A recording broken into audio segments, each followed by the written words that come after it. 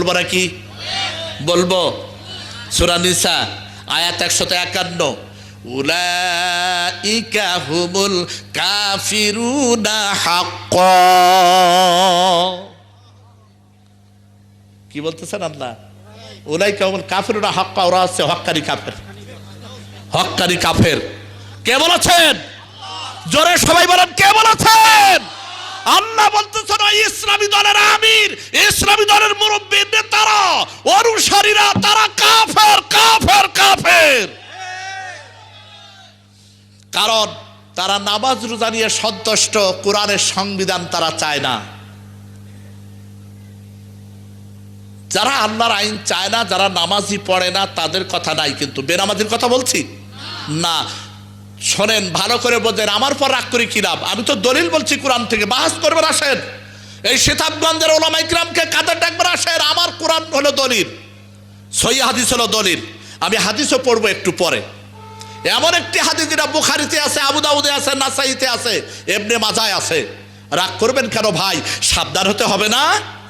বেহেশত যদি যেতে চান, আমাদের ভুলগুলো সংশোধন করা লাগবে, বলেন ঠিক কি না?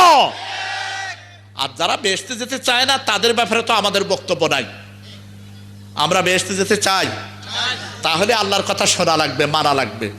কোরআন ছাড়া পথ নাই, কোরআন ছাড়া আর কোনো মুক্তির পথ নাই, কোরআন ছাড়া বিকল্প নাই, কোরআন ছাড়া কোনো রাস্তা। ফাযালিকুমুল্লাহু রাব্বুকুমুল হক ফামাযা বা'দাল হক ইল্লা দালাল ফাআন্না তুসরাফুন। আল্লাহ বলেন, এ মুসলমানেরা, এ পৃথিবীর মানুষেরা, আন্না তুসরাফুন, কোন পথে তোমরা চলতে চাও? কোন দিকে যেতে চাও? কোথায় চলেছো তোমরা? যেও না কোথাও। আল্লাহর পক্ষ থেকে যে বিধান এসেছে এটাই তোমাদের একমাত্র পথ। এছাড়া পৃথিবীর যত পথ আছে সব শয়তানের পথ। আন্না হাযা সিরাতি মুস্তাকিমা ফাত্তাবিউহু ওয়ালা তাত্তাবিউস সুবুল। সূরা আনাম আয়াত 153। আল্লাহ বলছেন এই হচ্ছে একমাত্র আমার পথ, সোজা পথ। এ পথ বাদ দিয়ে ডাইনে বামে যত সুন্দর পথ আছে সব শয়তানের পথ, বাঁকা পথ, জাহান্নামের পথ। এখন বিবেচনা আপনাদের, unto you religion, unto me my religion. বিবেচনা আপনাদের। কোরআন বলেছে, আমরা শুনছি, আর মানবেন কিনা সেটা আপনার ব্যাপার, ঠিক কিনা? যদি জান্নাতে যেতে চাই তাহলে মানতেই হবে। দ্বিমত আছে কারোর? ভাইরা, নামাজ পড়ি, রোজা করে নিজেদেরকে বেহেশতি মনে করি যারা আমরা ভালো নামাজি, যারা জামাতে নামাজ পড়ি, মনে করতেছে আমি জান্নাতে যাব, কিন্তু কোরআনের সাথে, কোরআনের পথের সাথে, কোরআনের সংবিধানের সাথে তার সম্পর্ক নাই। আছে না এরকম? ওরা আসলে কারা বলবো নাকি? আলাম তারা ইলাল্লাযিনা, আলাম তারা ইলাল্লাযিনা ইয়াযুবুনা আন্নাহুম আমানু বিমা উনজিলা ইলাইকা ওয়া মা উনজিলা মিন ক্বাবল ইউরিদুনা আন ইয়াতাহাকামু ইলা তাগুত। হে নবী, তুমি কি দেখো নাই? আল্লাহ জিজ্ঞেস করছেন, এই ইমানদাররা তোমরা কি দেখো নাই? আন্নাহুম আমানু ইয়াজুমুনা আন্নাহুম আমানু, এমন একটা দল আছে যারা নিজেদেরকে ইমানদার দাবি করে, তারা নামাজ পড়ে জামাতে তাকবীর উলার সাথে, তারা রুকু সেজদা করে, তারা মহিলাদের পর্দা করে। তুমি কি দেখো না এরকম কিছু ভালো মানুষ যারা সমাজে আছে? কিন্তু ইউরিদুনা, তারা চায়, এদের ইরাদা, এদের আকাঙ্ক্ষা, এদের কামনা বাসনা হলো আইয়াতাহাকামু ইলা তাগুত, কুফরি মতবাদে সন্তুষ্ট থাকতে চায় এরা। কুফরি মতবাদ কাকে বলে বলেন তো? মানুষের তৈরি মতবাদকে কোরআন বলছে কুফরি মতবাদ, তাগুত বলা হয়েছে। আর আল্লাহর মতবাদকে কোরআনের মতবাদ বলা হয়, হাযা সিরাতি মুস্তাকিমা। কোরআনের কোন একটি আয়াতকে চ্যালেঞ্জ করা, অস্বীকার করার ক্ষমতা কি পৃথিবীর কারোর আছে? ভুল আছে কোনো? মিথ্যা বলেছে কোরআন? তাহলে এই আধুনিক যুগে 2015 সালের বিজ্ঞানের চরম উৎকর্ষের যুগে, কম্পিউটারের যুগে এখন কি কোরআন মেনে নেওয়া দরকার আছে না নাই? প্রশ্নটা বুঝতে পেরেছেন কিনা? না বুঝে বলেছেন আমি ভালো করে ক্লিয়ার করে দেই।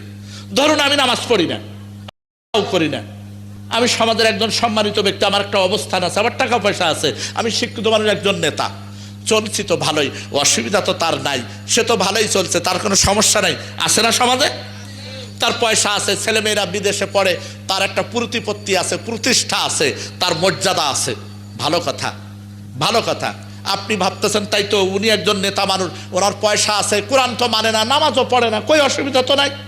আপনি তাই মনে করে আপনিও বেনামাজি হলেন, আপনিও কুফরি মতবাদে চলে গেলেন, ভালো কথা। কিন্তু আল্লাহ যে বলতেছেন আমি ছাড়বো না, আল্লাহ যে বলছেন আমি গজব দিব, আল্লাহ যে বলছেন প্রাকৃতিক দুর্যোগ দিব, আল্লাহ যে বলছেন আমি অতিবৃষ্টি দিব, অনাবৃষ্টিও দিব, ভূমিকম্প দিব, টর্নেডো দেব, জলোচ্ছ্বাস দেব, পৃথিবীকে ভেঙ্গে চুরমার করে দেব, বাতাস দিয়ে হোক, আগুন দিয়ে হোক, পানি দিয়ে হোক, প্রাকৃতিক দুর্যোগ দিয়ে, প্রলয়ঙ্করী ঝড় দিয়ে হোক, আমি সব শেষ করে দেব। ঠেকাতে পারবেন? আরেক দল বলতেছে পরকাল যেহেতু আছে, নামাজ তো পড়াই দরকার, নামাজ নাও পড়ি, 5 ওয়াক্ত নামাজ তিনি পড়েন, মহিলাদের পর্দায় রাখেন, আল্লাহর বিধান মানেন, মাঝে মাঝে তার উপরে বিপদ আসে। আপনি হয়তো বলবেন যে নামাজ পড়লে, ইসলামের পথে থাকলে বিপদ আপদ আসে। এই বিপদ হয়তো একটু আসে, কিন্তু বিনিময়ে আপনি ধ্বংসও হবেন না, পরকালে জান্নাতি হলেন। তাহলে কোন পথটা মেনে নেওয়া বুদ্ধিমানের কাজ? প্রথম যে পথের কথা বললাম, কোরআন বিরোধী কুফরি মতবাদের পথ। দুনিয়ায় ভালো থাকতেছেন, তারা ভালো আছেন, কিন্তু গজব একদিন আসবে, পরকাল কি তিনি বেহেশতে পাবেন? তাহলে তার লাভ হলো না লস হলো? তাহলে আজকে যারা আধুনিক শিক্ষিত সমাজ, যারা মনে করতেছেন ইসলাম দরকার নেই, কোরআন দরকার নেই, কোরআনকে বিদায় করে দেব বাংলাদেশ থেকে, এরকম যদি আমরা কেউ আশা করি, মনে করি, তাহলে আল্লাহর গজব যখন আসবেন আপনাকে বাঁচাবে কে? ঠিক না? আল্লাহ রাব্বুল আলামিন বলেন, কুল হা আনতুম তুখফু মিন বাদিহি ইত্তাবিউ আহসানা মা উনজিলা ইলাইকুম মির রাব্বিকুম মিন ক্বাবলি আইয়াতিয়াকুমুল আযাবু বাগতাতা। এ পৃথিবীর মানুষেরা, টাকা আছে, ক্ষমতা আছে, সম্পদ আছে মনে করে তুমি যদি কোরআন থেকে সরে থাকো, কোরআনকে যদি বুড়ো আঙ্গুল দেখাও, মনে রেখে দিও একটা পর্যায়ে এমন আসবে, আমি প্রাকৃতিক দুর্যোগ দিব, গজবের পর গজব দিব, শেষ করে দিব, তোমার সোজা হয়ে দাঁড়ানোর আর সুযোগ দিব না। আল্লাহ বলেন এই গজব আসার পূর্বে তোমরা সতর্ক হও, তওবা করো, কোরআনের পথে ফিরে আসো। কোরআনের পথে যদি ফিরে আসো, জীবনের সমস্ত গুনাহগুলো মাফ করে দিব, পৃথিবী থেকে গজব চিরতলে তুলে নিব, মাফও করব, গজব বন্ধ করে দিব, পরকালে জান্নাতও দিব। কাদের জন্য? যারা কোরআনের পথে আসবে। তাহলে এবার বলেন বুদ্ধিমান কারা?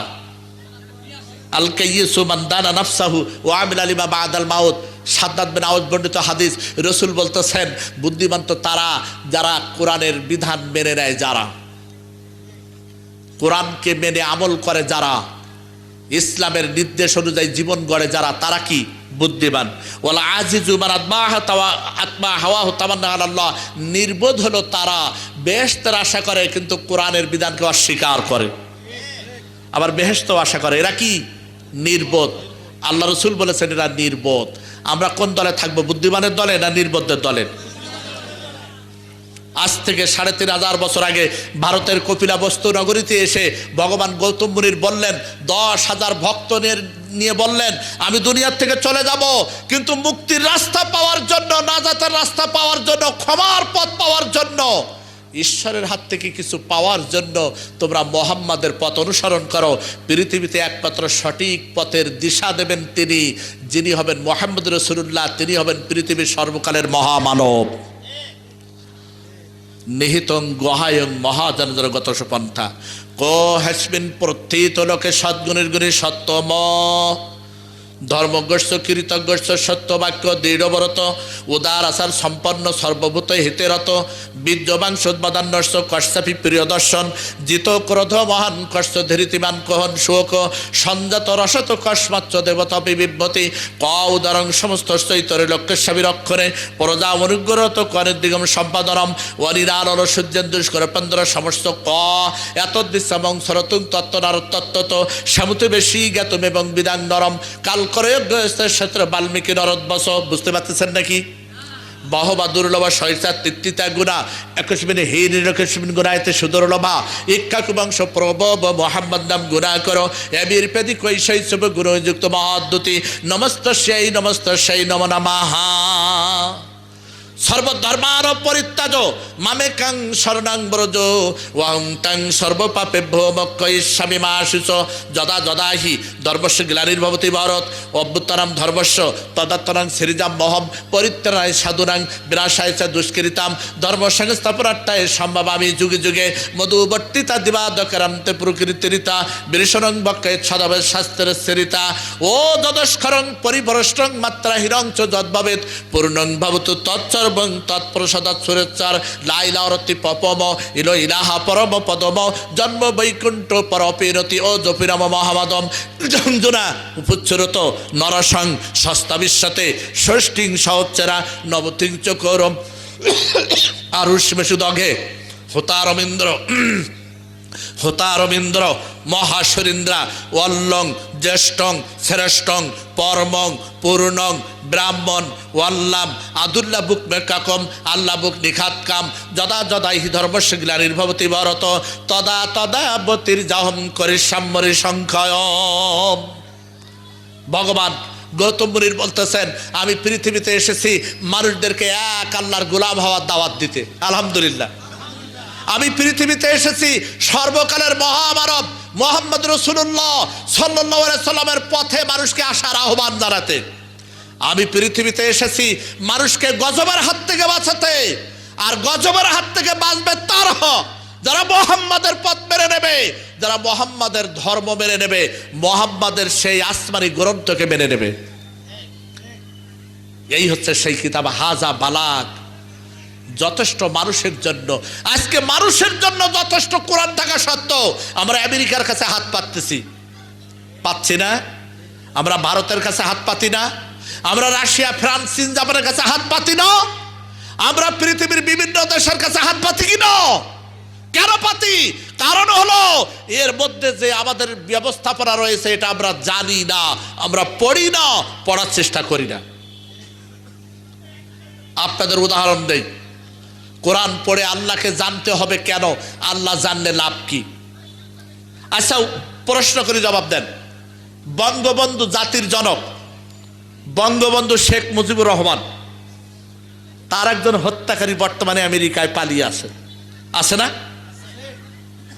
আপনারা কি জানেন এই লোকটা আমেরিকায় বুক ফুলিয়ে ঘুরে বেড়াচ্ছে আর সে বলে বেড়াচ্ছে আমি কাউকে মারি নাই আমি নির্দোষ কিন্তু প্রমাণ আছে সে ব্যক্তি বঙ্গবন্ধুর হত্যাকারীদের একজন বাংলাদেশ সরকার এই হত্যাকারীকে আমেরিকা থেকে এনে শাস্তি দেওয়ার জন্য চেষ্টাও করতেছেন ইন্টারপোলের মাধ্যমে আনার চেষ্টাও করতেছেন কিন্তু আইনি প্রক্রিয়ায় ত্রুটি থাকার কারণে আনা সম্ভব হচ্ছে না বিদায় লোকটা শাস্তিও পাচ্ছে না প্রশ্ন করি আমাদের তো সীমাবদ্ধতা আছে ব্যর্থতা আছে দুর্বলতা আছে আমরা ইচ্ছা করলে সবকিছু পারি না আল্লাহ কি এমন আচ্ছা ওই লোকটা কোথায় লুকিয়ে আছে আল্লাহ জানেন না আল্লাহ কি ধরতে পারবেন না আল্লাহকে ধরতে ইন্টারপোল লাগবে আল্লাহকে ধরতে কি গোয়েন্দা বিভাগ লাগবে আল্লাহকে ধরতে ফেরেশতা লাগবে আর একটা প্রশ্ন করি জবাব দেন তারপরে আমি আয়াত পড়তেছি নারায়ণগঞ্জের 7 মার্ডার্স 7 জন ব্যক্তির যে খুনিরা তাদের মধ্যে অন্যতম নূর হোসেন এই তো নাম জানেন ধন্যবাদ এই ব্যক্তি এখন কোথায় ভারতের কোথায় কলকাতায় ঘুরে বেড়াচ্ছে সেখানে তার নিজের বাড়ি এমনকি শোনা যাচ্ছে শ্বশুর বাড়িও নাকি আছে বাংলাদেশ থেকে তাকে আনার চেষ্টা চলছে কিন্তু আনাটা অত সহজ নয় ফলে সে ব্যক্তি ডাটে ঘুরে বেড়াচ্ছে কিনা কলকাতায়। ধরা যদি পড়ে তাহলে শাস্তি হবে, এটা ঠিক আছে। ধরতে না পারলে শাস্তি দেওয়া তো সম্ভব হবে না। প্রশ্ন করছি, আল্লাহ কি এমন? সুন্দরবন গেছেন আপনারা কারা কারা? হাত তোলেন। সুন্দরবন, আমার সাতক্ষীরা সুন্দরবন, বাংলাদেশের অর্ধেক একটা বিশাল বন, ঘন অরণ্য। 1000 নদী আছে বনের মধ্যে। বড় বড় কুমির রয়েছে, রয়েছে সেখানে রয়্যাল বেঙ্গল টাইগার, রয়েছে হিংস্র অন্যান্য প্রাণী। এই সুন্দরবনে বাংলাদেশের অর্ধেকের বেশি মানুষ বাস করে। সেখানে রয়েছে বড় বড় হত্যাকারীরা, অপরাধীরা, দাড়ি মুছ গোপ পশম দিয়ে একাকার, গাছের পাতা পরে পরে থাকে। এরা গাছের ফল খায়, মধু খায়, এরা রান্না বাড়া করে না। এরা মাঝে মাঝে মাছ মাংস, হরিণের মাংস রেঁধে খায় হঠাৎ হঠাৎ করে। এই লোকগুলো বড় বড় অপরাধী। বাংলাদেশ সরকার তাদেরকে ধরতে পারছে না, তাদের শাস্তিও হচ্ছে না। প্রশ্ন হলো, আল্লাহ কি এমন? কেমন আল্লাহ? উদাহরণ দিচ্ছি। ইয়া বুনাইয়া ইন্নাহা ইন তাকু মিসকালা হাববাতিন মিন খারদাল ফাতাকুন ফি সাখরাতিন আও ফিস সামাওয়াতি আও ফিল আরদ ইয়াতি বিহাল্লাহ। হযরতে লোকমান 7 বছরের ছেলে, তাফসিরে এসেছে ছেলের নাম জুহাইর। জুহাইরকে কোলে নিয়ে বুকের মধ্যে জড়িয়ে বলে, বাবা আল্লাহকে চেনো নাকি? ছেলে বলে, না। বাবা আল্লাহকে দেখেছো নাকি? না। আল্লাহ কেমন তুমি কি জানো? না। আল্লাহ কত বড় জানো নাকি? না। আল্লাহ কি কি পারে, কি কি জানে তুমি জানো নাকি? ছেলে বলে না। লোকমান 10টি প্রশ্ন করলেন, ছেলে 10টা জবাবে না বললেন। লোকমান বললেন, বাবা 1 মুষ্টি সরিষার দানা নিয়ে আসো। ছেলে দৌড়ে মায়ের কাছ থেকে সরিষার দানা আনলেন, বাবার হাতে কিছু দিলেন, ছেলের হাতে কিছু রইল। বাবা বলছেন, বলো তো বাবা, দানাগুলো ভারী লাগে না হালকা লাগে? খুব হালকা লাগে। এগুলো ছোট না বড়? আব্বা সংসার জীবনে সবচাইতে ছোট দানা হলো সরিষার দানা। বেশ ভালো। বলো তো বাবা, এই সরিষার দানা আমাদের কাছে আমাদের সংসার জীবনে মূল্য অনেক বেশি না কম? কয় অনেক কম। আচ্ছা বাবা, আল্লাহ কেমন তোমাকে এইবার সরিষার দানা দেব উদাহরণ দিচ্ছি। ইয়া বুনাইয়া ইন্নাহা ইন তাকু মিসকালা হাববাতিন মিন খারদাল। এ আমার কলিজার টুকরা, তোমার কোন বস্তু, তোমার কোন পাপ বা তোমার কোন আমল যদি সরিষার দানার সমান ছোটও হয়, ফাতাকুন ফি সাখরাতিন, আর সেটা যদি তুমি কোনো পাথর খণ্ডের মধ্যে লুকায় রাখো, আউফিস সামাওয়াত, অথবা মহাকাশের কোথাও যদি লুকায় রাখো, আউফিলার, অথবা পৃথিবীর কোথাও যদি লুকিয়ে রাখো, ইয়াতি বিহাল্লাহ, হাসরের ময়দানে তোমার পাপ পূর্ণ ওজন করার সময় আল্লাহ মুহূর্তের মধ্যে সেটা হাজির করবেন। আপনারা বলেন আল্লাহ পারবেন? লোকমান বলতেছেন, আমার আল্লাহ সম্পর্কে তোমাকে ধারণা দিলাম সরিষার দানা দিয়া। ছেলে কি জবাব দিচ্ছে জানেন? ছেলে বলছে, আব্বা বুঝতে পেরেছি যে আসমানে কোনোদিন আমাদের ওঠা সম্ভব না, গোটা পৃথিবী কোনোদিন ভ্রমণ করা সম্ভব না, বিশাল পৃথিবীর পাহাড়ের ভেতরে প্রবেশ করা সম্ভব না। সেই পাথরের ভেতরে যদি থাকে, সেই আসমানে যদি থাকে, সেই পৃথিবীর কোথাও যদি থাকে, মুহূর্তের মধ্যে সরিষার দানার সমান পাপটাও আল্লাহ হাজির করবেন নেকি বদি ওজনের সময়। বুঝতে পেরেছি সেই আল্লাহর ক্ষমতা অনেক, আল্লাহই পারেন। আব্বা বুঝতে পেরেছি আল্লাহ কত বড়, আর বলা লাগবে না। আল্লাহ পারে না এমন কিছু নাই। এই পৃথিবীটা এত বড়, সেটা মুহূর্তের মধ্যে আল্লাহ সেখান থেকে এই পাপটা হাজির করবেন। আব্বা দোয়া করো, যতদিন আমি বেঁচে থাকবো শস্যার দানা সমান পাপটাও যেন করি না, পাপটাও যেন না করি। বলেন আলহামদুলিল্লাহ। এই ছোট্ট সরিষার দানা দিয়ে উদাহরণ দিয়ে কি বুঝাচ্ছেন? এই আয়াতটা কোরআন শরীফে আছে কেন বলেন তো? আজ যদি আমাদের স্কুলে, প্রাইমারিতে, হাই স্কুলে, কলেজে, ইউনিভার্সিটিতে যদি সূরা লোকমানের এই 16 নম্বর আয়াত যদি ছেলে মেয়েদের শিক্ষা দেওয়া হতো, আল্লাহ সম্পর্কে তারা ধারণা লাভ করতো কিনা? কি ধারণা লাভ হতো? আমরা যেটা পারি না সেটা সেকেন্ডের মধ্যে আল্লাহ পারেন। আচ্ছা এই মাঠটা কত বড়? কয় বিঘা জমির উপরে এই ঈদগাহটা? বলছেন না কেন? 2-2.5 বিঘা। সম্মানিত সভাপতি সাহেব, এখানে 10,000 টাকা রাখবেন। 1,000 টাকার নোট 10 খান নতুন, আর একটা সরিষার দানা মাঠের মাঝখানে ফেলে দেওয়া হবে, আধা ঘন্টা সময় দেওয়া হবে, কে এনে দিতে পারবেন? কয় ঘন্টা সময় নেবেন? 5 দিন, 7 দিন, 6 মাস? সবাই কথা বলেন, সম্ভব না। এই বিশাল পৃথিবীটা কি এই 2.5 বিঘা জমির সমান? ওই শস্যের দানা সমান পাপটা হাজির করতে আল্লাহর কতদিন লাগবে? আল্লাহর কি ফেরেশতা লাগবে হাজার খানেক? কথা কি বুঝে আসছে? এই এই মাঠের সমান কি আসমানটা? এই আসমানের কোথাও যদি আপনি ওই পাপটা লুকিয়ে রাখেন, আল্লাহর হাজির করতে কয় ঘন্টা লাগবে? মুহূর্তের মধ্যে হাজির করবেন আল্লাহ। এই আয়াত দিয়া কোরআন পড়ে আমাদেরকে শিখতে হচ্ছে। আল্লাহ শিখতে বলেছেন যে আল্লাহর ক্ষমতা এত অপরিসীম, তোমরা কোরআন পড়ে সেটা জেনে নাও। কেন কেন জেনে নিতে হবে?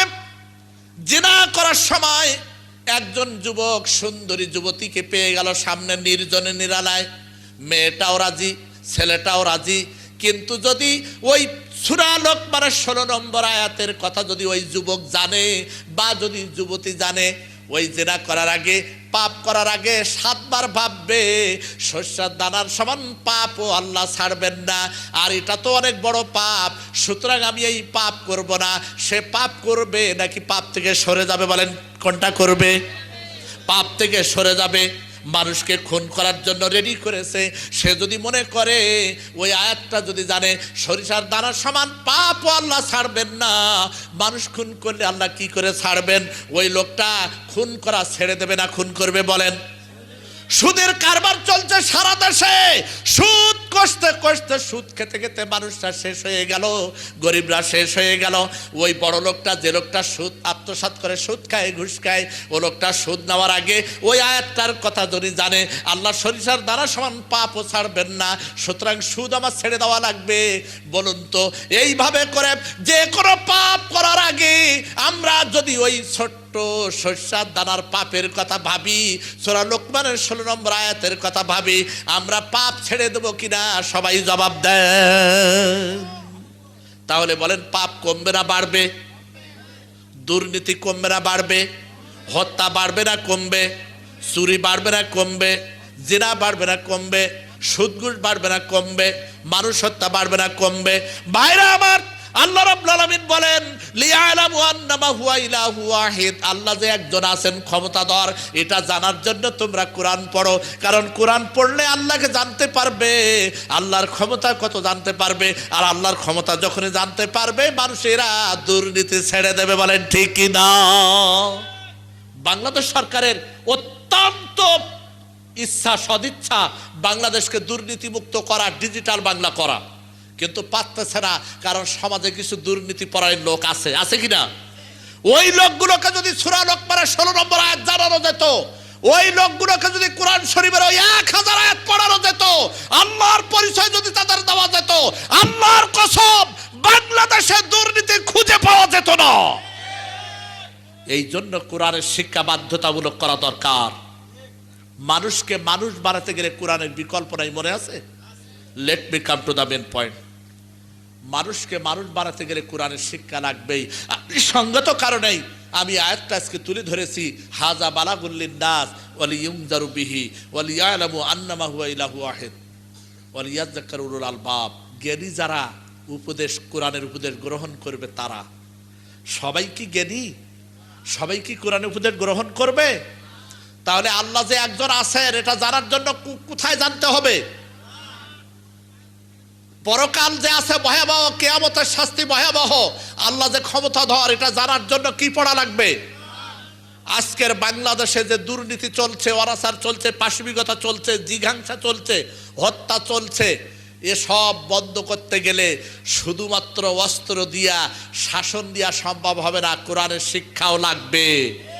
এই জন্য আমরা বলতে চাই, বাংলাদেশ সরকারের শিক্ষামন্ত্রী মহোদয়, বিনয়ের সাথে অনুরোধ করছি, আপনি আপনার স্কুলের ছেলে মেয়েদেরকে অন্তত সূরা লোকমানের 16 নম্বর আয়াতটা পড়তে বলুন। বাধ্যতামূলক করে দেন। তারা পড়ুক, ছোট ছোট বাচ্চারা পড়ুক, আল্লাহ কেমন জানুক, আল্লাহ সম্পর্কে ধারণা লাভ করুক। তাহলে ওরা যখন বড় হবে, ওরা যখন ক্ষমতায় যাবে, ওরা যখন শিক্ষামন্ত্রী হবে, অর্থমন্ত্রী হবে, ওরা যখন আইনমন্ত্রী হবে, ওদের দ্বারা ভালো কাজই শুধু আশা করা সম্ভব। বলেন ঠিক কিনা? এই জন্য তো কোরআনের শিক্ষা দরকার আছে। কোরআনকে অস্বীকার করবেন কি করে? কে অস্বীকার করবে? কোরআনের একটি আয়াতকে অস্বীকার করলে সে কাফের হয়ে যাবে। বলেন ঠিক কিনা? আপনাদের আমি বুঝাতে পেরেছি কিনা এই আয়াতটা কেন নিয়ে আসা হলো? কারণ হলো আজকের আমরা ক্ষতিগ্রস্ত, দুর্নীতিতে বাংলাদেশ সেরা হচ্ছে বারবার। মনে প্রাণে আমরা চাই, আলেমরা চাই, কোরআনের পাঠকরা চাই বাংলাদেশ দুর্নীতি মুক্ত হোক। চাই কিনা? কারা কারা চান হাত তুলে দেখান। বাংলাদেশ সন্ত্রাস মুক্ত হোক, বাংলাদেশ ক্ষুধা মুক্ত হোক, বাংলাদেশ অভাব মুক্ত হোক, বাংলাদেশ জিনা মুক্ত হোক, বাংলাদেশ এইডস মুক্ত হোক। এজন্য কোরআনের শিক্ষার বিকল্প নয়। হাত নামান। আমরা যুক্তিবাদী যারা, যুক্তিবিদ যারা, তারা হয়তো বিভিন্নভাবে যুক্তি দেবেন যে কোরআনের যুক্তি দরকার নাই। আমি একটা ঘটনার জন্য বলতেছি, এখন বাস্তব ঘটনা। বর্তমান আমেরিকার একটি অঙ্গরাজ্য নর্থ ক্যারোলিনা, রাজধানীর নাম চ্যাপেল হিল। শোনেন, আমার দিকে তাকান।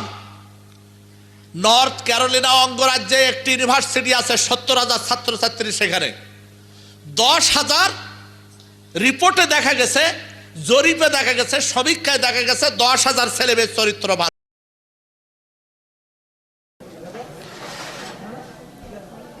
বাংলাদেশ এবং দেশের বাইরের সুনামধন্য আলেম ওলামাদের ভিডিও অডিও পেতে যোগাযোগ করুন Mohammad Abbas Ali Islamic culture academy, Bhorniya, Ranisankail, Thakurgaon.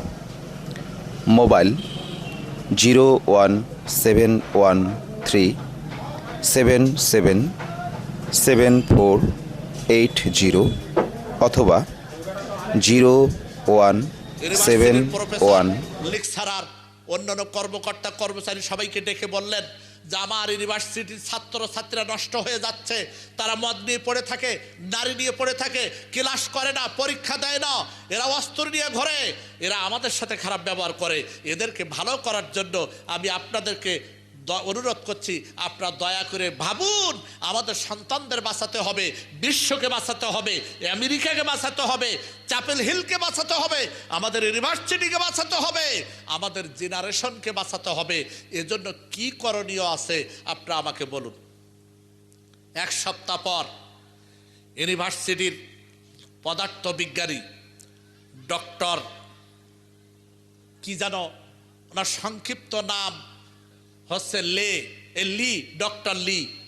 তিনি বলতেছেন, স্যার আমরা কয়েকজন মিলে একটু ভেবেছি, আপনি যদি শুনতে চান বলতে পারি। আমরা নোট করেছি কি, যে আমাদের ছেলে মেয়েকে যদি বাঁচাতে হয় তাহলে বেশি বেশি করে তাদেরকে গির্জায় পাঠাতে হবে।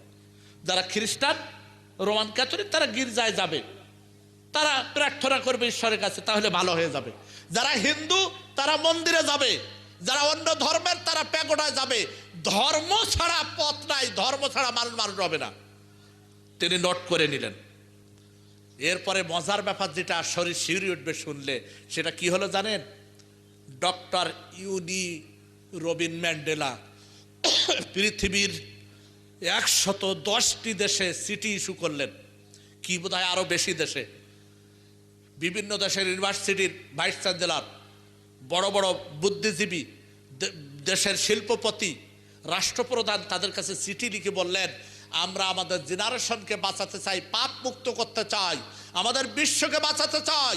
এজন্য আমাদের কাছে আসুন, অমুক তারিখে একটা পরামর্শ বৈঠক হবে, আপনাদের মতামত গ্রহণ করা হবে। এখান থেকে মাত্র 2 বছর আগের কথা। আমাদের বাংলাদেশ থেকে গিয়েছিলেন 2 জন, ভারত থেকে গিয়েছিলেন 2 জন, পৃথিবীর বিভিন্ন দেশ থেকে তারা গিয়েছিলেন, বিভিন্ন দেশ থেকে এসেছিলেন। নির্দিষ্ট দিনে এই চ্যাপেল হিল ইউনিভার্সিটিতে বসে মতামত প্রকাশের জন্য অনুষ্ঠান শুরু হলো। ডক্টর লি বললেন, এখন আপনাদের মূল্যবান মতামত নেওয়া হবে, সন্তানদের বাঁচানোর জন্য কি করণীয় আছে আপনারা পরামর্শ দেবেন। ভারতের ভারতের হিন্দু ধর্মগুরু, ভাই প্লিজ, ভারতের হিন্দু ধর্মগুরু তিনি মারা গেছেন এই কিছুদিন আগে। তিনি হলেন ডক্টর সুনীতি কুমার চট্টোপাধ্যায়। তিনি গিয়েছিলেন চাপেল হিলে। তার ভাষণ প্রথম, তিনি ভাষণ দিতে গিয়ে বললেন, ভাই সব, আমাদের জেনারেশনকে, আমাদের কলিজার টুকরাদের যদি বাঁচাতে হয়, এদেরকে বেশি বেশি মন্দিরে পাঠাতে হবে, গীতা পাঠ করতে বাধ্য করতে হবে। একজন দাঁড়িয়ে বলেন, অবজেকশন। গীতা পড়লেই যদি মানুষ ভালো হয়ে যায়, ভারতের মানুষ এত দুর্নীতি করে কেন? গীতা পড়লেই যদি মানুষ ভালো হয়, ভারতে চুরি কেন হচ্ছে? গীতা পড়লেই যদি ভালো হয়, ভারতে সুদ ঘুষ চলছে কেন? গীতা পড়লেই যদি ভালো হয়, ভারতে এত অশান্তি চলছে কেন? গীতা পড়লেই যদি মানুষ ভালো হয়ে যায়, ভারতের ব্যাংক লুট হচ্ছে কেন? মেলা কথা বলে ফেললেন। ডক্টর সুনীতি কুমার চট্টোপাধ্যায় বসে পড়লেন।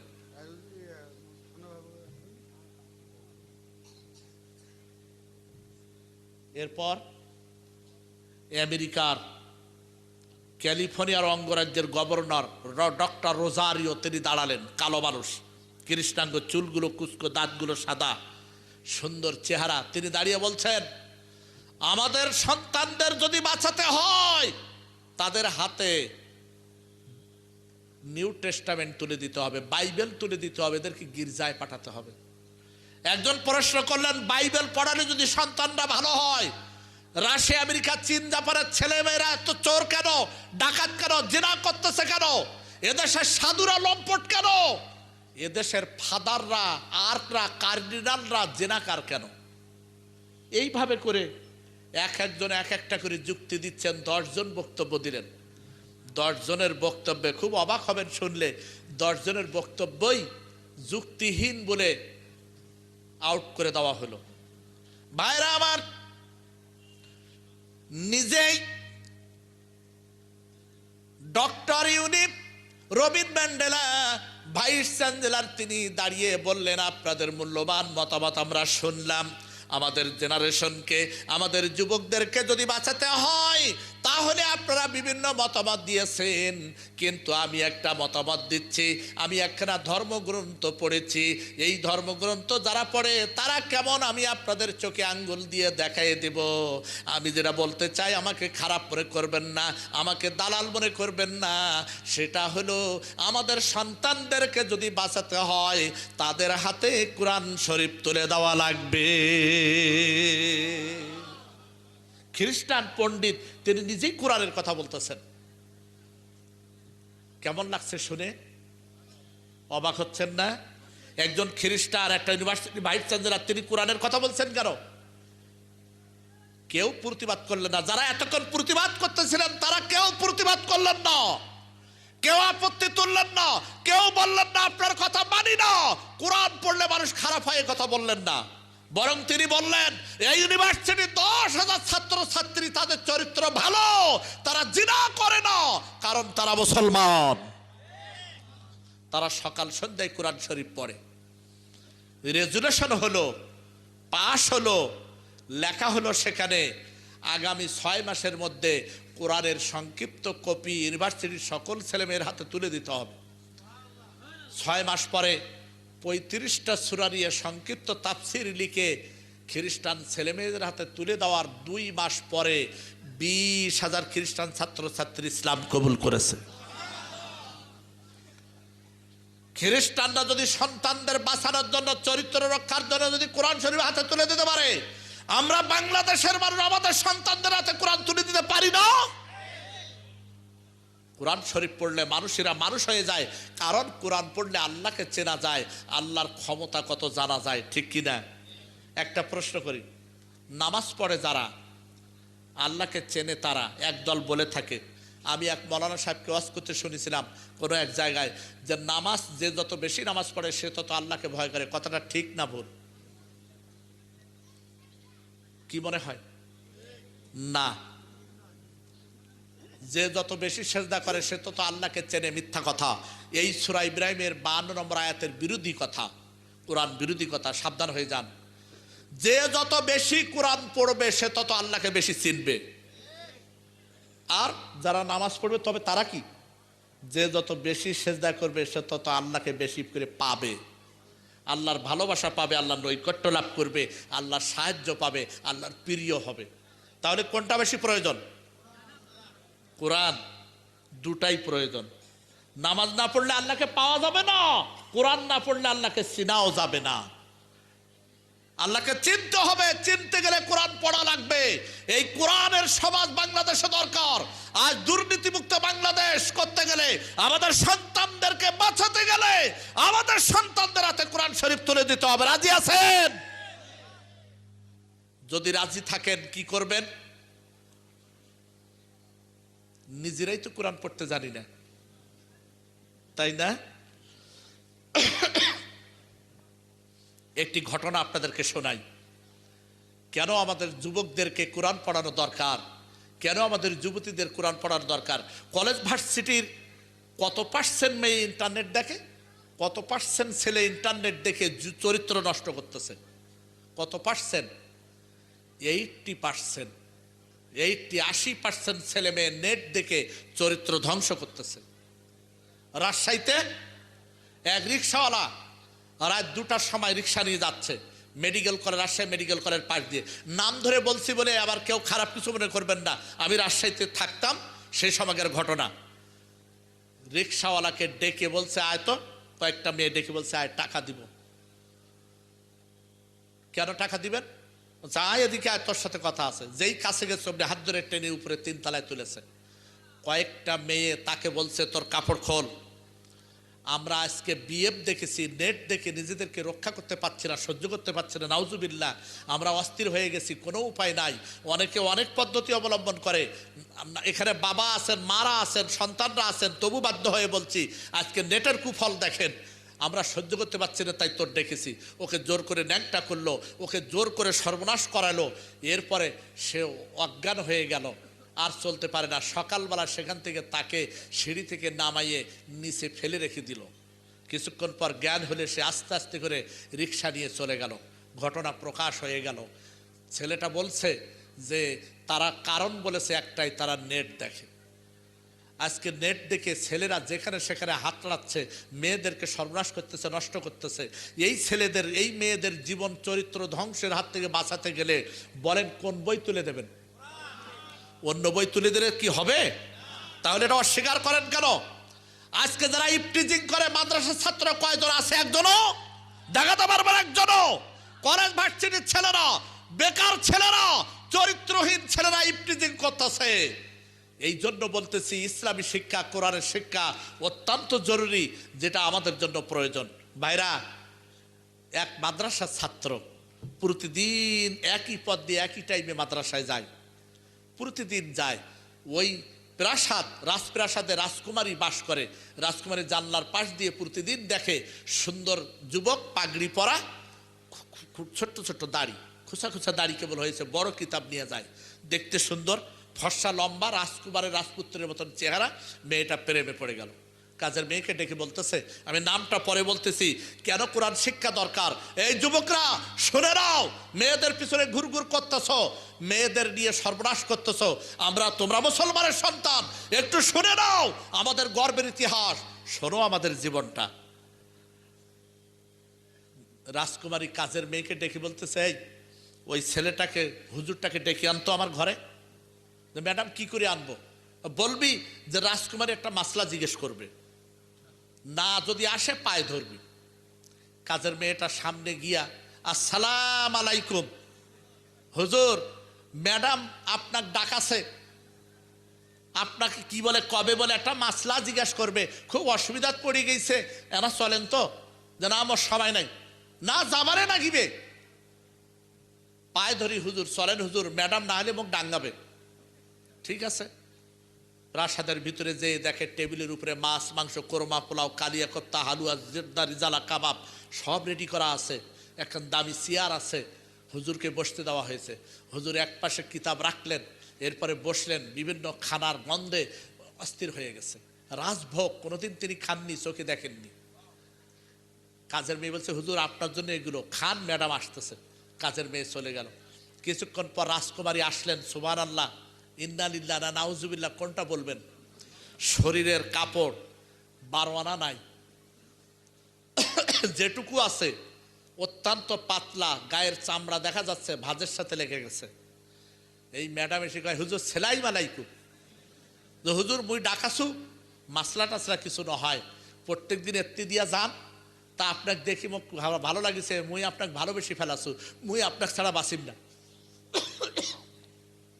হুজুর তো উঠে দাঁড়াইছে, ইন্নালিল্লাহ ইন্নালিল্লাহ নাউজুবিল্লাহ, এসব কি বলেন আপনি? আপনার শরীরে এই পোশাক কেন? আপনি একটা রাজকুমারী, আপনার কি কাপড়ের অভাব? কয় না, কাপড়ের অভাব কেন হবে, আমরা এই মনে আপনার ডাকাছি, আপনাকে ভালোবাসি, প্রেমে পড়ছি, হয় মোক বিহা করেন আর না হলে এলাই মোক খুশি করেন। হুজুর নাউজুবিল্লাহ নাউজুবিল্লাহ ডাইনি ভাবে তাকায়, মনে মনে কয় আল্লাহ বাঁচাও, এত বিপদে পড়ে গেছি, এবার ক্লাসও আমার যাবে আজকে, আমি তো আজকে ক্লাসে ঢুকতে পারবো না, আমার সব শেষ।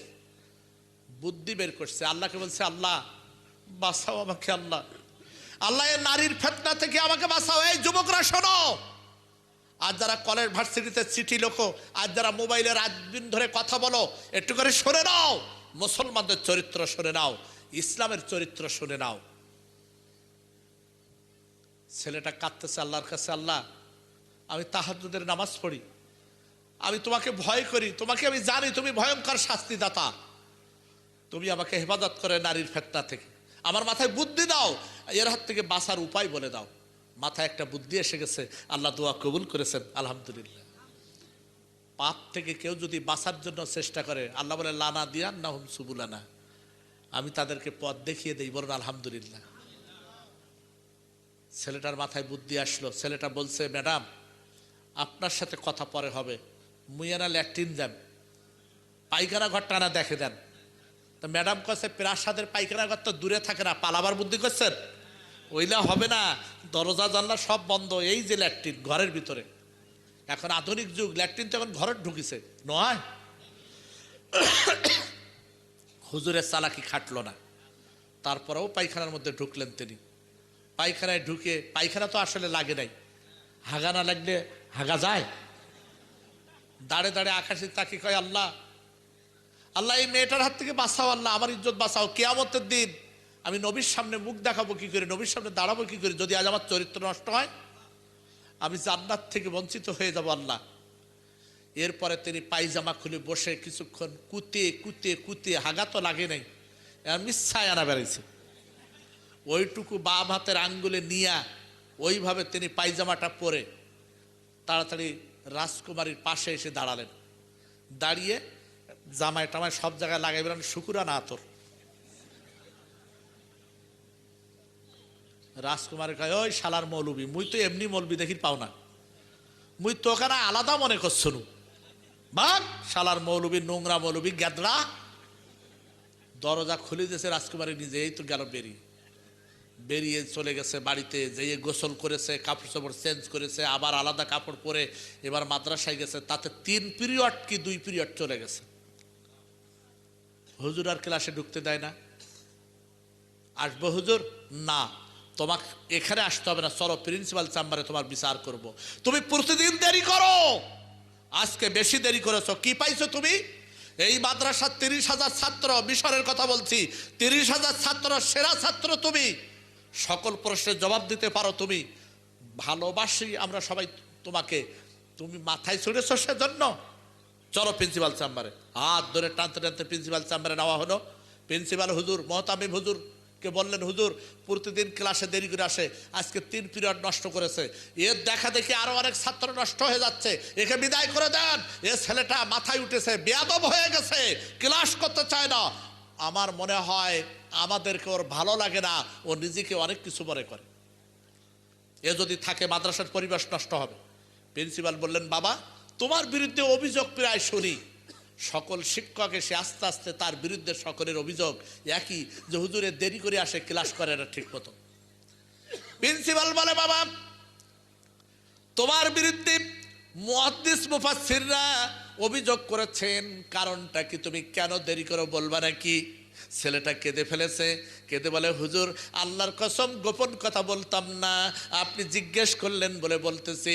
প্রতিদিন আমার দেরি হয় কারণ হলো ওই যে আমি যখন রাস্তায় বেরো হই, কি সুন্দর ঠোঁটগুলো সোনালি রং, পাগুলো সোনালি রং, ডানাগুলো পাখনাগুলো সবুজ রং, ছোট্ট ছোট্ট নীল রঙের পাখি, অত্যন্ত আকর্ষণীয় লোভনীয় চেহারা, কোনোদিন দেখতে পাই না, আশপাশে দেখি না, কিন্তু যখন মাদ্রাসায় রওনা দেই তখন এগুলো দেখতে পাই। পরে অন্য সময় থাকে না। এরা কোত্থেকে আসে কোথায় যায় জানি না, হুজুর এরা আমার পায়ের কাছে এসে পড়ে, হুবড়ি খেয়ে পড়ে। এরা চায় আমি ওদের গায়ের উপরে পা দেই, কিন্তু মন চায় না। হাত দিয়ে এক এক করে সরিয়ে দেই, পা ফেলি, আবার আর এক হাত দিয়ে সরিয়ে পা ফেলি। এইভাবে করে মাদ্রাসা পর্যন্ত আসতে আমার দেরি হয়ে যায়। আজকে আরো বেশি দেরি হয়েছে হুজুর, রাগ করেছেন যে জন্য, সেটা হলো ওই যে প্রাসাদের রাজকুমারী জেবা আমাকে ধরে ফেলেছিলেন, চালাকি করে মিথ্যা কথা বলে প্রতারণা করে প্রাসাদের ভিতরে ঢুকিয়েছিলেন। তিনি সর্বনাশ করার জন্য, আমার চরিত্র নষ্ট করার জন্য তিনি আমাকে অঙ্গভঙ্গি দেখিয়েছেন, শরীর দেখিয়েছেন। হুজুর আমি যুবক মানুষ, বিপদে পড়ে গেলাম, শয়তান আমাকে ধোঁকা দিল, কিন্তু তাহাজ্জুদের নামাজ পড়ি, আমি আল্লাহকে ভয় করি। আজ যদি আমি ছোট্ট একটা পাপ করি আল্লাহ ছাড়বেন না। হুজুর একটি সরিষার দানার সমান পাপ যদি করি কিয়ামতের দিন সেটারও বিচার আবারও হবে। অথচ সেই আল্লাহ আমার মতো এমন বড় পাপী জিনাকারকে কি শাস্তি দিবেন আমি জানি না। ছোট পাপটা সহ্য করতে পারবো না, ছোট শাস্তিটা সহ্য করতে পারবো না, বড় শাস্তিটা কিভাবে নিব? আমার বিবিকে বাঁধলো, আমি লা হাওলা পড়লাম, তওবা করলাম, আস্তাগফির পড়লাম, আল্লাহর কাছে সাহায্য চাইলাম, রাস্তা চাইলাম, আল্লাহ বুদ্ধি দিলেন। আমি ল্যাট্রিনের মধ্যে গেলাম, সেখানে গিয়া পায়খানা করলাম, কুতি পায়খানা বের করে কাপড় চোপড়ে গায়ে মুখে মাখালাম।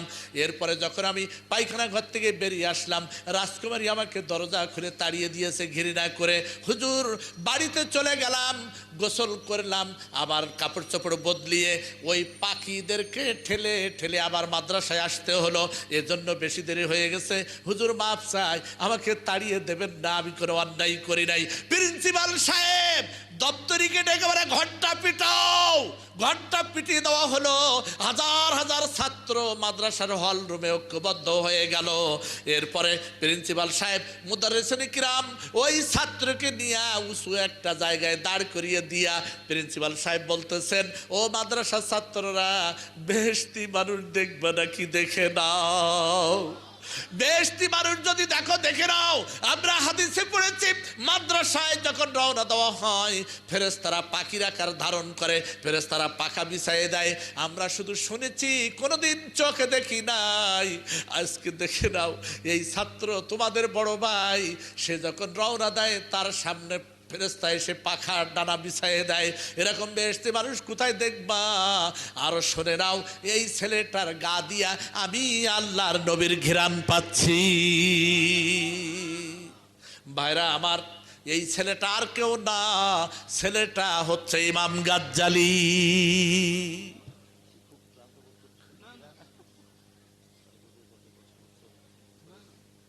শেষ করে দেই।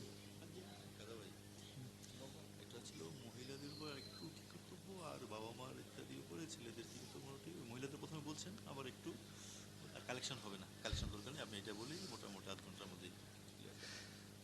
ইমাম গাজ্জালীর এই ইতিহাস পড়ে একদিনে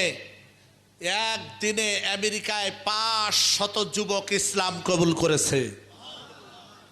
মুসলমানদের ইতিহাস। ডক্টর ইকবাল ইংল্যান্ডে পড়তে গেলেন, ইউনিভার্সিটি যখন ল পড়তে গেলেন, সুন্দরী মেয়েরা তার প্রেম নিবেদন করেছিল। তিনি বলেছিলেন, আমি আল্লাহকে ভয় করি, আমি এসেছি পড়তে, চরিত্র ধ্বংস করতে না।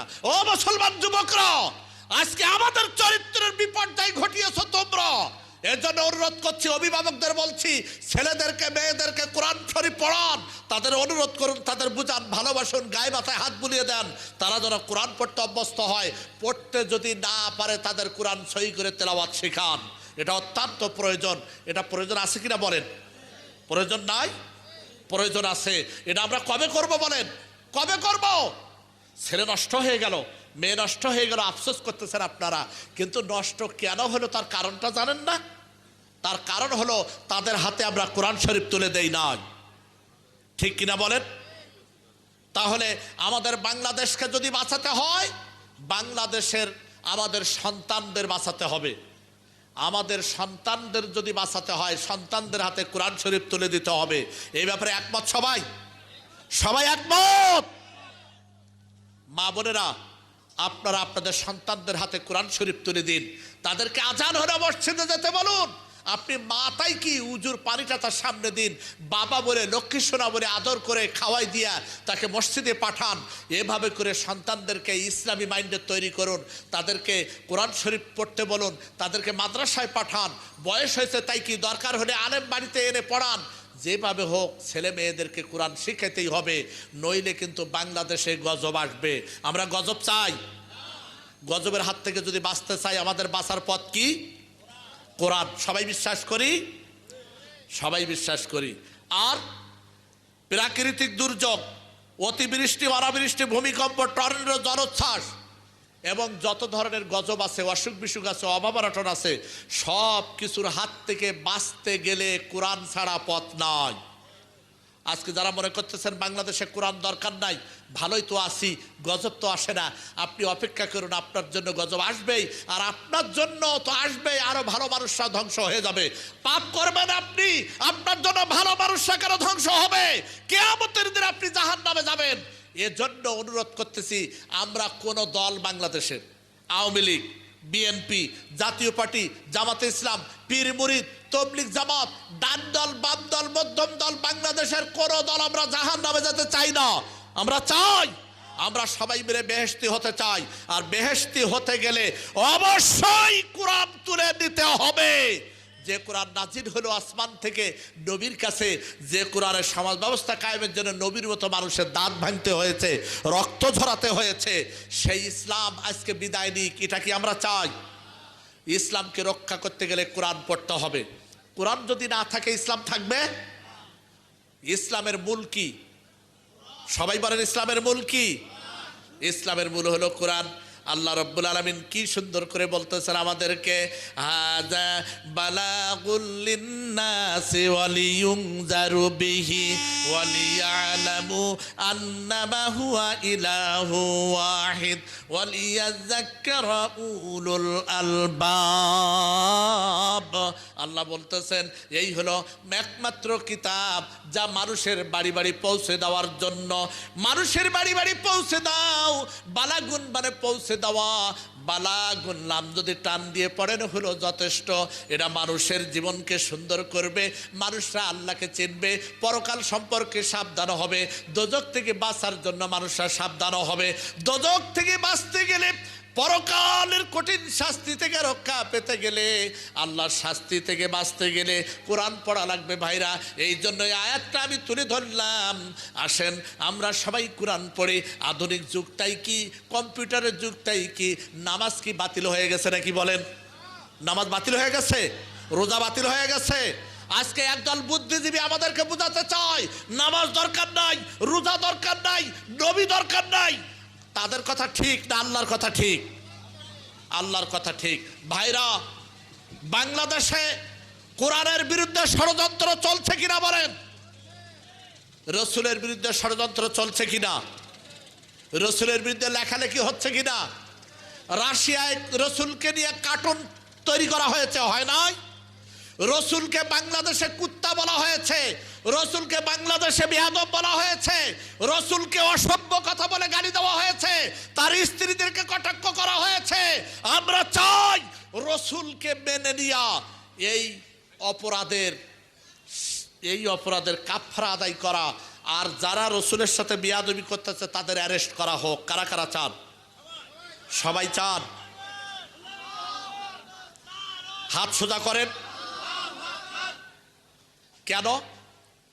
রসুলের বিরোধিতা করলে কেউ চুপ করে থাকতে সে কাফের হয়ে যাবে। আমরা বেহেশতি হতে চাই। বেহেশতি হতে গেলে রসুলের বিরুদ্ধে যদি কেউ কথা বলে, ইমানের অনিবার্য দাবি প্রতিবাদ করা। প্রতিবাদ না করলে আমরাও কাফের হয়ে যাব, মুনাফিক হয়ে যাব, জাহান্নামে যেতে হবে। বাংলাদেশ সরকারের কাছে আমাদের একটা প্রাণের দাবি আছে। সরকার তো আমাদের অভিভাবক, অভিভাবক না? তো তাদের কাছে আমরা দাবি করতে পারি না? আমরা দাবি করতে পারি, যারা রসুলের বিরোধিতা করতেছে তাদের অ্যারেস্ট করা হোক। রাজি আছেন? এক কলেজের প্রফেসর, তিনি এক নেত্রীর বিরুদ্ধে কটাক্ষ করে একটা কথা বলার অপরাধে তার চাকরি চলে গেছে, তাকে অ্যারেস্ট করা হয়েছে, তিনি এখন জেলে আছেন। আমিও একমত, কারণ কাউকে নিয়ে কটাক্ষ করা ইসলাম পছন্দ করে না, কাউকে হেয় করা, তাচ্ছিল্য করা, ইনসাল্ট করা ইসলাম পছন্দ করে না। জিজ্ঞাসা করি, একজন নেতার বিরুদ্ধে যদি কটাক্ষ করার অপরাধে চাকরি চলে যায়, জেল খাটতে হয়, অ্যারেস্ট হতে হয়, ওই নেতার চাইতে আমার নবীর দাম কম না বেশি? কত বেশি? সেই নবীর বিরুদ্ধে যারা ইনসাল্ট করছে, কটাক্ষ করছে, তাদের কেন অ্যারেস্ট করা হচ্ছে না? আচ্ছা, বাবা, আপনার সামনে যদি আপনার বাবাকে কেউ গালি দেয়, আপনারা কি চুপ করে থাকবেন? কি করবেন? তাহলে আমরা আমাদের নবীকে জীবনের চাইতে বেশি ভালোবাসি না? তো নবীকে জীবনের চাইতে বেশি ভালোবাসি, সেই নবীকে গালি দেওয়া হচ্ছে, তাহলে আমরা কেন চুপ করে আছি?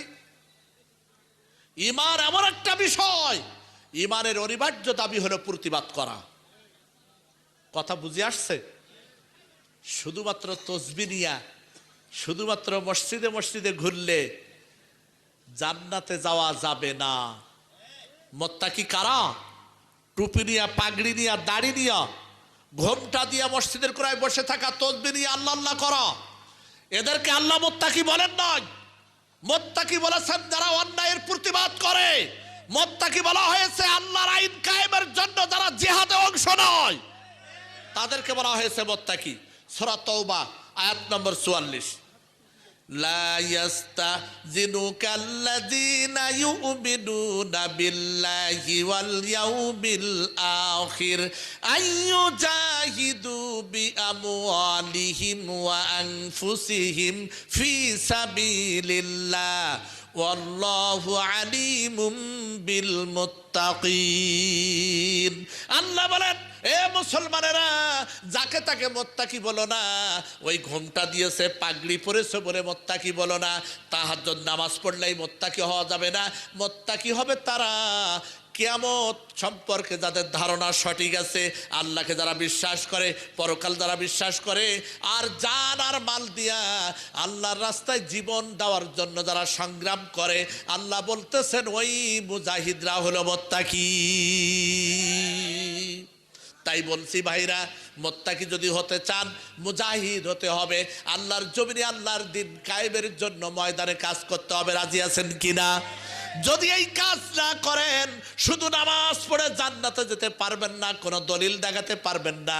যারা শুধু নামাজ পড়বেন, রোজা করবেন, হজ করবেন, যাকাত দিবেন, তাহাজ্জুদ পড়বেন, নিজেদেরকে বেশতি মনে করবেন, 1 লক্ষ টাকা পুরস্কার দিব আমি খাজা মঈনুদ্দিন, যদি দলিল দিতে পারেন যে নামাজ পড়লে জান্নাতে যাওয়া, এরকম দলিল কোথাও নাই, কোরআনে নাই, হাদিসে নাই।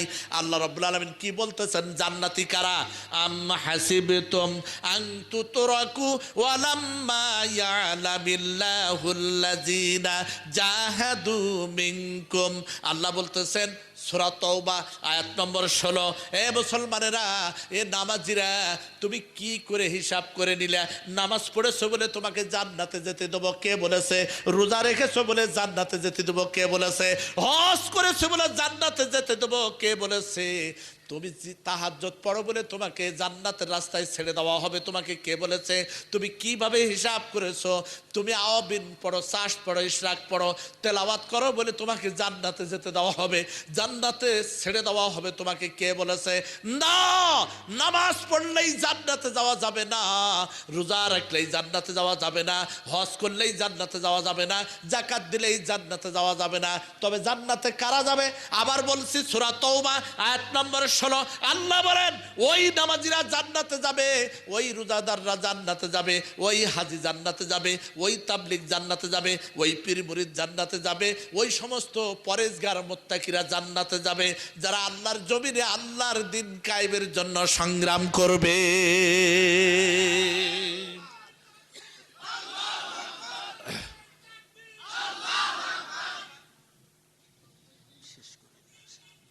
আল্লাহ রাব্বুল আলামিন বলতেছেন, সুতরাং জান্নাতি হবার জন্য তোমাদেরকে কোরআনের আন্দোলনে আসতে হবে। রাজি আছেন কিনা সবাই? আল্লাহ রাব্বুল আলামিন আমাদেরকে জান্নাতি হবার জন্য বাকি জীবনটা ইসলামের পথে থাকার তৌফিক দিন। সবাই বলেন আমিন। মা বোনেরা শুধু নামাজ পড়লে, রোজা করলে, হজ করলে হবে না, কোরআন পড়া লাগবে, পর্দায় থাকা লাগবে, পর্দায় আসা লাগবে, সন্তানদেরকে, স্বামীদেরকে, শ্বশুরদেরকে নামাজি বানানো লাগবে, ইসলামের পথে আসা লাগবে, কোরআন অধ্যয়ন করা লাগবে। স্বামীকে পানি দেন, উজু করার, শ্বশুরকে পানি দেন, বৃদ্ধা শাশুড়িকে সেবা করেন। এভাবে করে আস্তে আস্তে সমাজটাকে ভালো করার জন্য এগিয়ে আসেন। কোরআনের জন্য নিজেদের জীবনকে তৈরি করুন কোরআন দিয়া। আল্লাহ রাব্বুল আলামিন তাহলে আমাদের সমাজ ভালো করে দেবেন। দুর্নীতিমুক্ত, ক্ষুধামুক্ত, সন্ত্রাসমুক্ত বাংলাদেশ গড়ার জন্য আসেন আমরা সবাই মিলে কোরআনের পথে আসি। বলুন আমিন। আল্লাহ রাব্বুল আলামিন আমাদের তৌফিক দান করুন, আমরা যেন বাকি জীবনটা কোরআনের সাথে থাকতে পারি, আমরা যেন ভালো নামাজি হতে পারি, আমরা যেন পরেশগার হতে পারি, আমরা যেন আল্লাহওয়ালা হতে পারি, আমরা যেন মুজাহিদ হতে পারি। সবাই বলেন আমিন। আমার জন্য দোয়া করবেন, আল্লাহ যেন আমাদেরকে হেফাজত করেন, আল্লাহ যেন আমাদেরকে সুস্থ রাখেন, আল্লাহ যেন আমাদের কোরআনের পথে রাখেন। কিছু বলেন? এখন সম্মানিত সভাপতি সাহেব সমাপনী বক্তব্য দিবেন, এরপরে দোয়া হবে। আপনার ভুল ত্রুটি হলে মাফ করে দিবেন, দোয়া করে যান।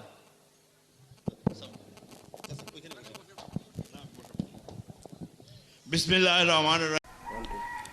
সুপ্রিয় দর্শক শ্রোতা, এতক্ষণ আপনারা ইসলামিক কালচার একাডেমির পরিবেশনায় কোরআন হাদিসের আলোচনা শুনছিলেন।